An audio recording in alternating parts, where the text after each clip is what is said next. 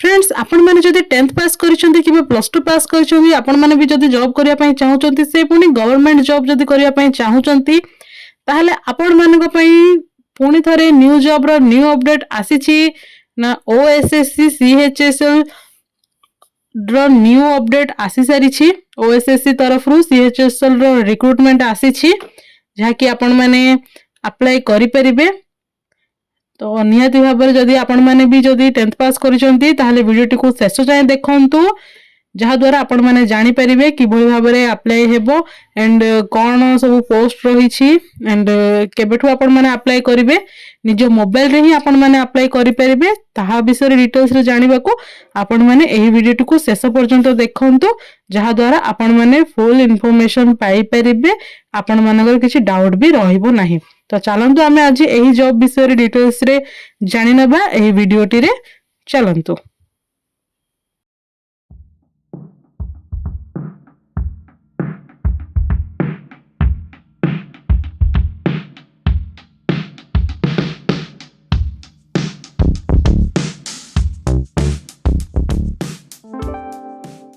Hello friends नमस्कार जय जगन्नाथ आपण मानक आम यूट्यूब चैनल जॉइन टू जॉब रे बहुत बहुत स्वागत जनाउछु। फ्रेंड्स पुनी थरे आपण मानक पई न्यू जॉब रो न्यू अपडेट रे आपण मानक पाखरे पुनी थरे आमे पहुंची सारिछु। आपण मानक आम चैनल को बहुत बहुत स्वागत जो माने भी आपण माने एबे वीडियो देखुचंती एंड जदि आपण माने आम चैनल को प्रथम थर करी आछंती ताहले चैनल को सब्सक्राइब करि नेबे एंड पाखरे थिबा बेल आइकन को मध्ये ऑन रखिबे जहा द्वारा आपण माने सबु बेले एमिति न्यू न्यू जॉब रो अपडेट सहित इन्फॉर्मेटिव वीडियोस भी आपण माने आम चैनल माध्यम रे पाई परिबे। जदि आपण माने को आम वीडियो भलो लागुथाय ताले लाइक करि नेबे वीडियोटी को एंड जो माने भी जॉब ओरे अछंती सेमानंकु निहाती भाबरे आपण माने ए वीडियोटी शेयर करंतु एंड आपण माने आम चैनल को जाय कि भी विजिट करके देखि परिबे बहुत सारा जॉब रो अपडेट अछि आपण माने निहाती भाबरे शेयर करंतु अधिक रु अधिक जहा द्वारा समस्त जानि परिबे जॉब रो अपडेट को नै कि एंड आपण मानकर शुभ चिंतक माननकु भी जो माने आपण जो मानकर शुभ चिंतक होइथिबे सेमानक पई सेमानक पाखको भी एही वीडियोटी निहाती भाबरे शेयर करंतु जो माने सब जॉब ओरिएंटेड अछंती। तो चलंतु आमे आ डेरी न करिकि एही जॉब रे डिटेल्स टी जानि नेबा। OSSSC CHSL 10+2 group C post आसीछि। टोटल वैकेंसी रहिछि 324 टी पोस्ट रहिछि ओनली ओडिसा पई। ओडिसा रे ही 324 टी पोस्ट आसीछि। Odisha Staff Selection Commission has published a notification for the recruitment of combined higher secondary exam specialist group C vacancy. Those candidates who are interested in the vacancy details and completed all eligibility criteria can read the notification and apply online. तो निहति भाबरे आपण माने एही job T को apply करंतु जदि आपण माने 10th किबा plus 2 पास करिसंती। Then देखिबा इंपोर्टेंट डेट्स केउ तारीख रे आपण माने जॉब टी को अप्लाई करि परिबे। तो starting date for online registration रहिछि 27 नवंबर 2024। आपण माने एही मंथ रो 27 तारीख टू आपण माने एही जॉब टी को अप्लाई करि परिबे। लास्ट डेट रहुछि ऑनलाइन रजिस्ट्रेशन पे 26 डिसेंबर 2024 डिसेंबर रो 26 तारीख पर्यंत आपण माने ऑनलाइन रजिस्ट्रेशन करि परिबे एंड एप्लिकेशन सबमिशन रो लास्ट डेट रहुछि 29 रहुछि डिसेंबर रो। एठी देखि पारथि आपण माने 29 डिसेंबर 2024 रहिछि। जदि आपण मानकर किछि एप्लिकेशन रे किछि भूल होई जाय थाए भूल इन्फॉर्मेशन रहि जाय थाए किबा जदि आपण माने किछि इन्फॉर्मेशन को हटाइबा पई चाहू थांती ताहले आपण माने 2025 वर्ष रो जनवरी 1 तारीख पर्यंत आपण माने एडिटिंग करि परिबे। तारो टाइम लिमिट रहिछि।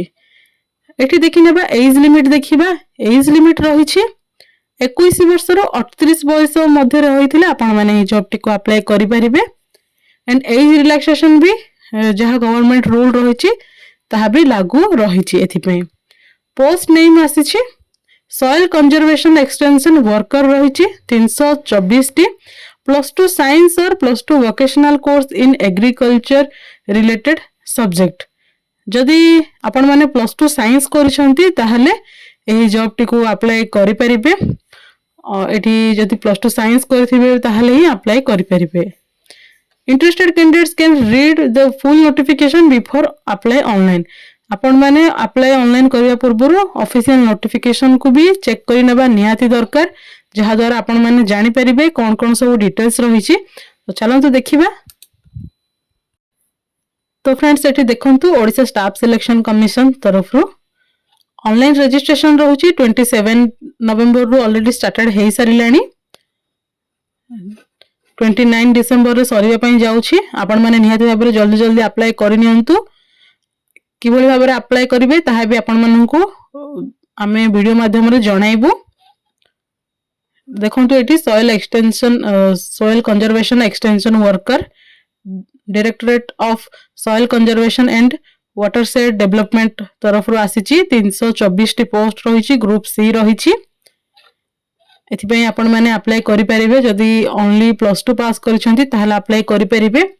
एटी यूआर कैंडिडेट मानको पई 128 टी पोस्ट रहिछि एंड वुमेन मानको पई रहिछि 63 पोस्ट रहिछि। एससीबीसी मानको पई 2 टी पोस्ट रहिछि वुमेन मानको पई गोटे पोस्ट रहिछि।